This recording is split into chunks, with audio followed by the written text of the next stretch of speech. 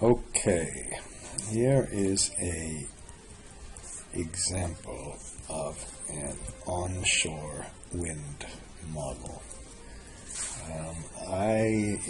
In going through these, let me see if I can highlight a little bit of things that are different. This model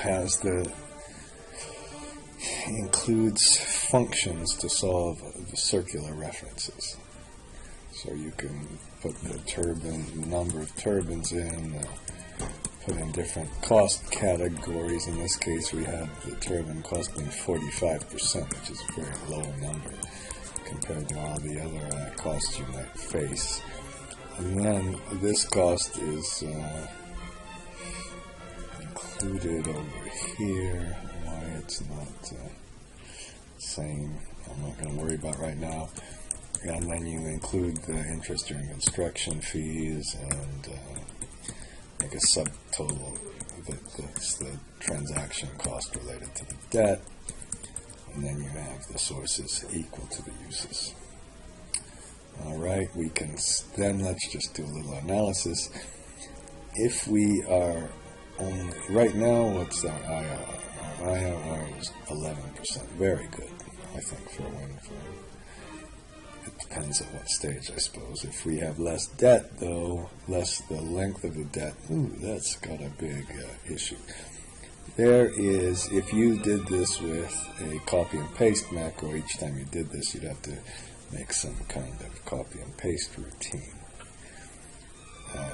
This is our bid price. Let's say we want to find out, we go into timing and operation F15. Now I've done this in another case, but if we wanted to see, let's get an IRR of 10%, let's say. So we go to data, what if analysis, goal sake, set that to 10% by changing, what was this? This was in timing and operations F16 or F15.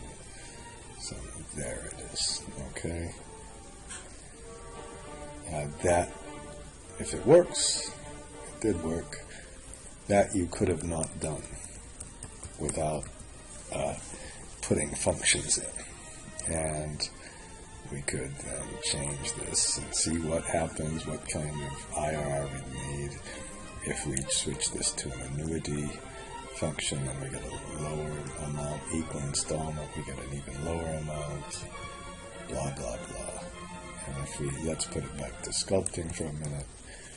If we have a higher debt service reserve account, higher debt service reserve account, then the IRR is going down.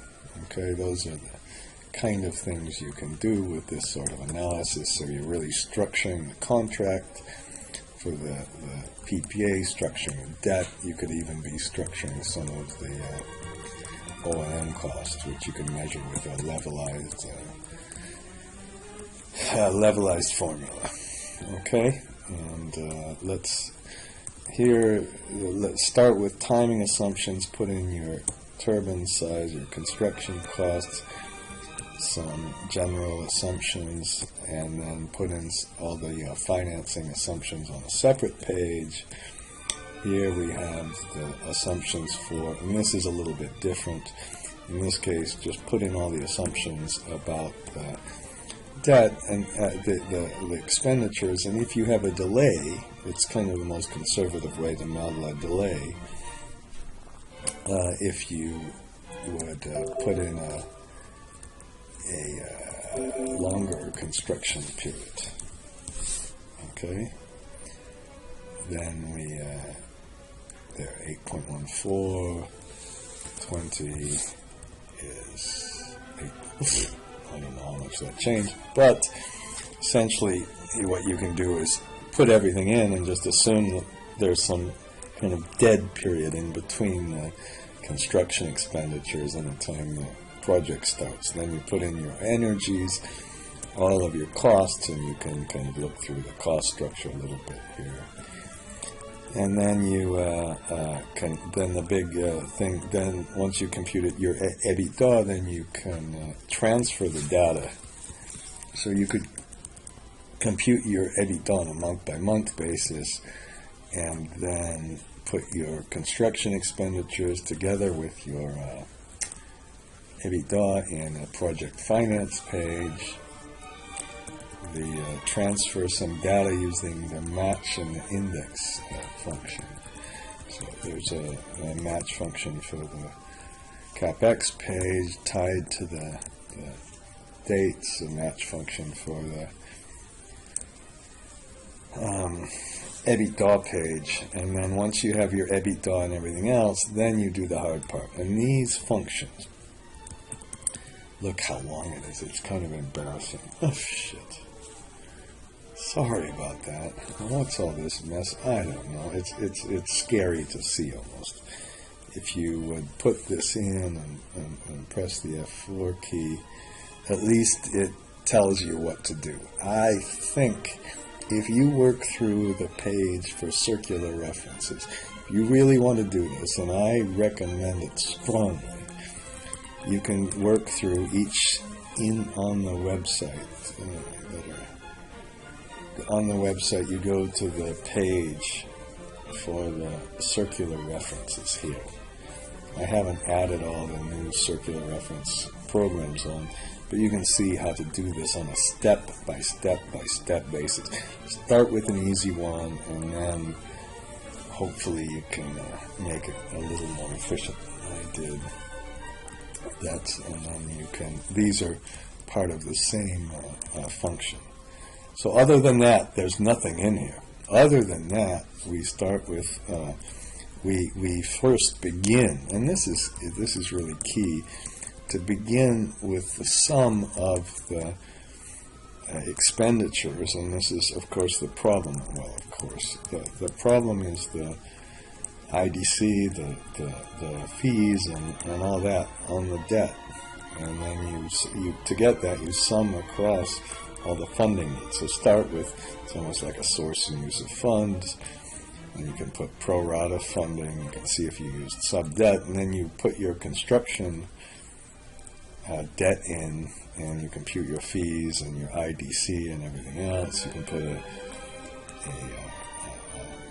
refinance debt, and then you put your permanent debt, and here's the big deal, the permanent debt, the total you get hopefully from that table you did above. Again, I think I've got a little bit of a simpler example in the circular reference exercises.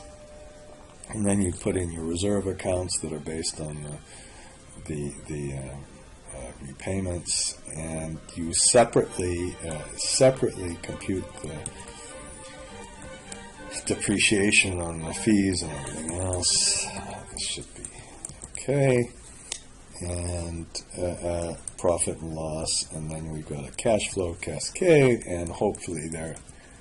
Oh no, where's my minimum and max? Ah, here, finally. Oh, finally a min-max. There's a min-max. Okay, and that's really the key behind the cash flow waterfall. And then you can get your outputs.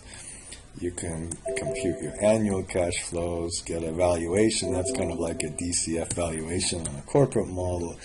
Make some sensitivity analysis, make a tornado chart, and that's just a little bit of a summary of a wind model. Again, the hard part is the damn circular references. You can do it, and if you look, you can use kind of a goal, so you can do it without.